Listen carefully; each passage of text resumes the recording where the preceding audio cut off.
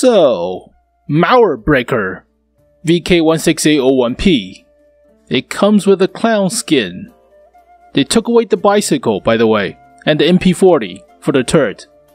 Hans, you cannot get more fuel because this thing will get stuck, and there will be no bicycle for you.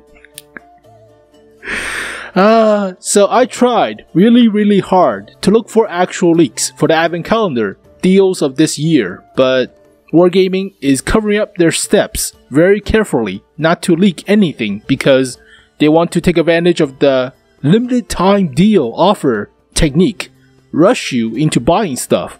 So as always, be smart with your money, don't make rash decisions or rushed decisions. But welcome back, folks. Today we'll quickly take a look at the Mauerbrecher VK16801P, which is basically the VK168 with a skin, and that's basically it. But we'll also talk about potential candidates for the advent calendar coming out for the rest of this month. So for the Mauerbrecher, it's the VK168 without the bicycle, without the MP40, with 50 Shades of Grey clown skin. So yep, same old stats, a little bit better camo because of the skin, but it's not much for such a large vehicle. It took away the bicycle. Why? Where's Han's bicycle for the fuel? Where's the MP40? Dang it.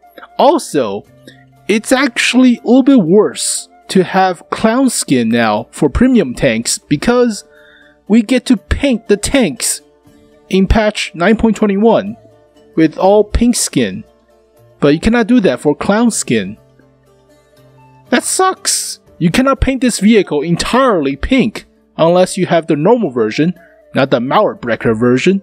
By the way, Mauerbrecher means wall breaker, and Reddit has posted the initial finding of the description.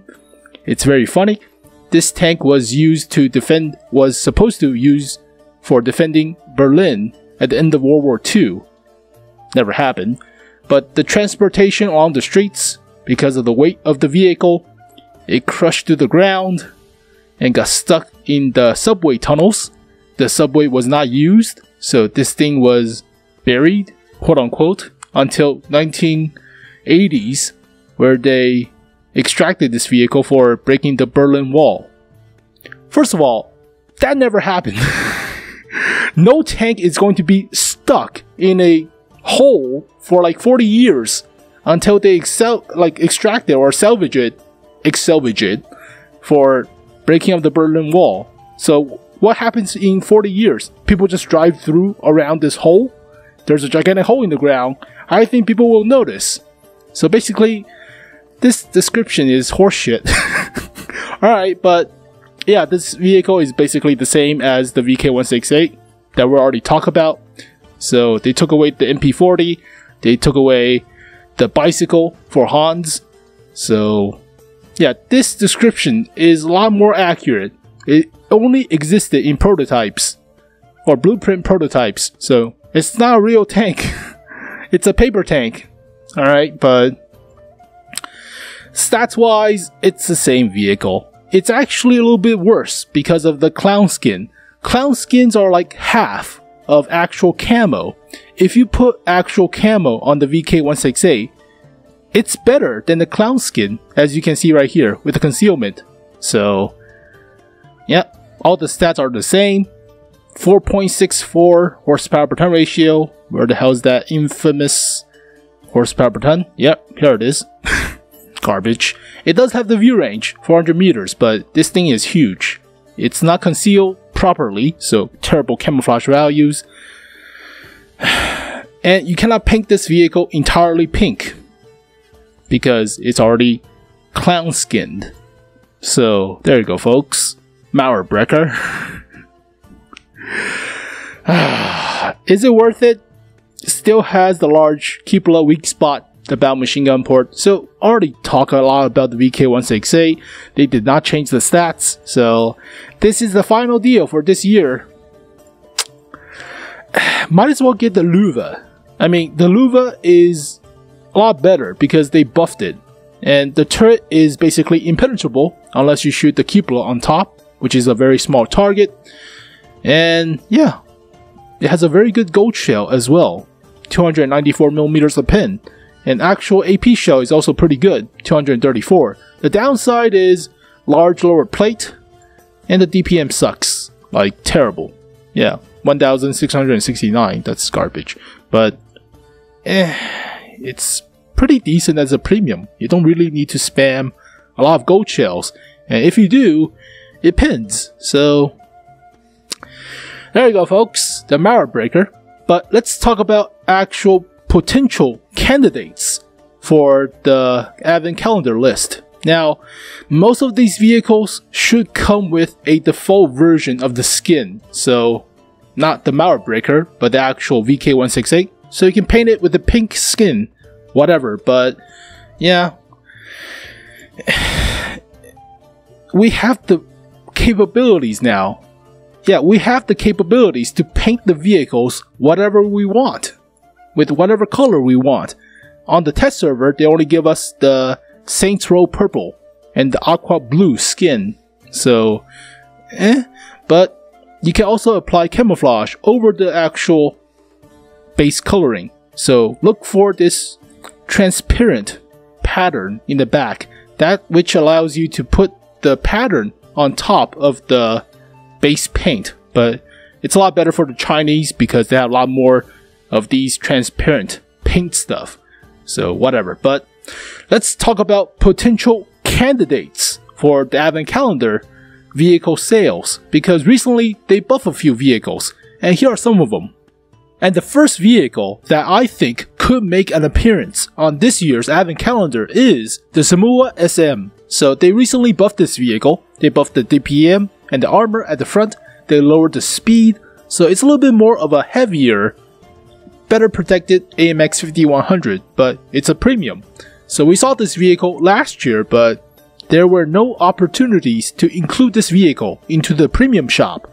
But now we have the introduction of the AMX 65T and the AMX M4s, model 1951 and 1954. So yeah, you could sell this vehicle to crew train for those French vehicles, but it does make some sense, but I don't know. So it's like the Lorraine 40T, but a little bit slower, a little bit better armored. So okay, but we saw this vehicle for a long time, so yeah, alright.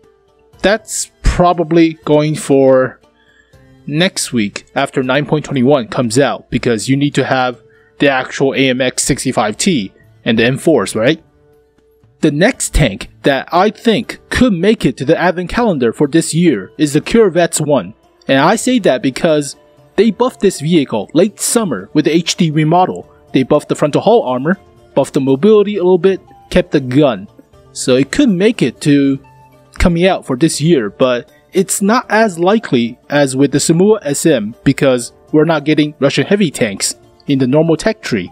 So it's a little bit lopsided, about 30% chance, whereas the Samoa SM is more of a 50-50.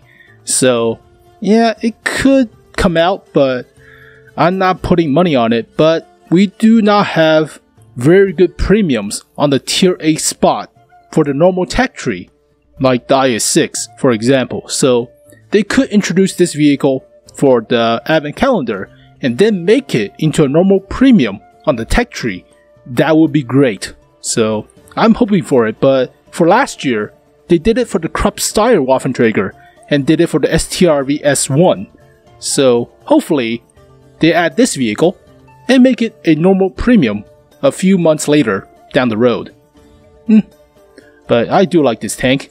It's basically Russian 112 at tier 8, but it has the IS-3 proto turret, but it's a lot stronger because the gun access port is 50mm, not 20. So this thing doesn't get overmatched. And finally, we could see the return of the Chrysler K for the advent calendar of this year. Wargaming did not write this vehicle off, like with the Object 252U and the Defender version, but yeah, this OP-ass piece of work could come back like how last year we got the Light Panzer M41 and the AMX 1357 coming back. So we could see those light tanks as well as this vehicle. So yeah, that will be a payday for wargaming, but I love this tank. I loved it before the buff. After the buff, to the cupola, to the frontal hull, to the side armor, it was like ridiculous. And it had the same horsepower per ton ratio of a Comet with the same terrain resistance. So basically the same mobility as a Comet. That's pretty crazy. So yeah, wargaming did not write this off. It could come back, but it's like 10% chance or 15. So we'll see, but a little bit scared about this probability. So who knows? And before we go, RycoZ.info has data mined these premium tanks to be on deal or on sale for the advent calendar. So the most notable one is the E25. It is returning after another year of hiatus, so I guess we're going to see the E25 every year for the advent calendar. And a lot of people complain about this vehicle, mostly because of one factor, and that is it does not reduce the camouflage rating after shooting. So it's like the original tank destroyer camouflage rating property before 9.0 or 9.2, but that's when all tank destroyers do not lose camouflage rating after firing. So they did not nerf it on this vehicle, on the E25, whereas they nerfed it across the board for all other tank destroyers, normal tank destroyers.